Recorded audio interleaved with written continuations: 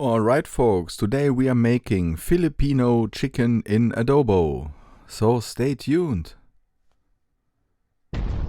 It's time to grill.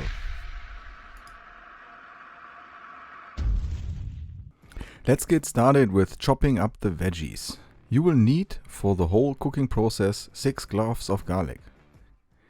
We are starting with 3 for the marinade. Just cut them into slices and then chop it into dices. You will find the whole list of ingredients inside the video description, as always. Then you will need fresh ginger. This is about the size of my thumb. You will need half of it for the marinade and half of it later for the sauce. So again, same here, slices, dices. Then you will need chicken. We are using chicken thighs. It's best without a bone, but you can also use chicken breast or whatever you like. Cut them into dices, 2 to 2.5 centimeters per side. It doesn't have to be perfect. Repeat. We are using approximately 800 grams of chicken today. Then you will need a bowl, and we are making the marinade. You will need soy sauce, about 100 milliliters. And you should take the same amount of white wine vinegar. So also 100 milliliters. Then half of the ginger, garlic. Give it a good mix and add the chicken. This recipe is not very complicated, but it tastes really good, and I have never been so close to Asian restaurants than today. Bay leaves. Give it a mix and leave it in the fridge. Minimum 6 hours, better overnight. Now it's time to chop the rest for the sauce. As I mentioned, again 3 cloves of garlic.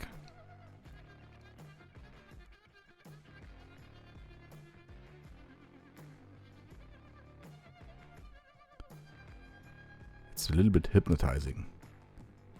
Then yellow onion, 2 small or 1 medium size, also into small dices. Then you will need spring onions, but spring onions is only later on for sprinkling over the ready cooked or grilled chicken. So this is optional. This is how the chicken looks like after refrigerating overnight. In the meantime, we have already prepared a starting chimney full of charcoal briquettes, and we are grilling it on the Landman KETTLE charcoal kettle today.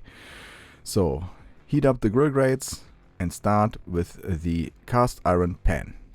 This is my favorite cast iron pan. Add some oil and start with the whole mixture of onions, garlic and fresh chopped up ginger. I like to put the mixture into the cold pan with the cold oil and let it heat up slowly. It makes the onion taste sweeter later on, I promise. And sweetness is one of the key of today's recipe. After 4 or 5 minutes, add the chicken. We now have 2 zones on the grill, a direct heat and an indirect heat spot. So just put the chicken into the pan for 4 or 5 minutes per side. Give it a mix, and after 4 or 5 minutes again, place the chicken dices on indirect heat.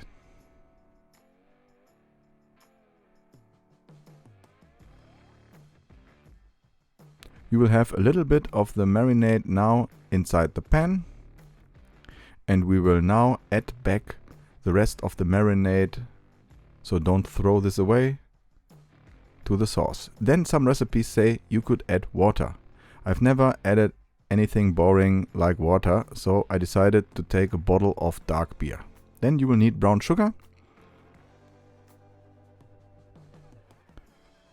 2 spoons, and a special pepper. Of course you can use any black pepper that you like, but sometimes it's good to have a pepper from an Asian country, so we're using fermented kampot pepper, which is a specialty from my favorite online spice dealer, Spice Bar fermented pepper. This is really a taste explosion. It's so awesome. Add 1 spoon to the sauce. Then bring everything to a boil. This is important because we had some chicken resting inside the marinade, so it's really important to heat that up. Looks amazing. After bringing it to a boil, place back the chicken inside the sauce. You now see that we have a really good amount of sauce. And this sauce has to be reduced again. So let that simmer with a closed lid for minimum 30 minutes. In the first 25 minutes you might think nothing special is happening. But then you have to watch closer and give it a good mix. There is a certain moment the whole sauce starts to be more or less away quickly. Here is how it looks like after 40 minutes. And this is exactly what we are looking for. We now have a nice and sweet soya sauce flavored vinegar sauce with a great looking chicken. Take off the cast iron pan, let it cool down a little bit, and then we are plating it up. Start with the chicken and of course top it with the sauce. And as I mentioned, I have never been so close to an Asian restaurant at home. Amazing. I love it. Sprinkle over some green onions, spring onions, and then as always I'm gonna give this a shot. This is my version of Filipino chicken in adobo. I hope you like that. I can't wait to hear what you think about it, so leave me a comment. I would appreciate that. Have you ever heard of it? Have you ever tried it? What are your twists on that wonderful dish? Delicious. Anyway, please hit that like button, subscribe if you haven't subscribed yet. We are seeing us again in the upcoming days. I'm out. See you.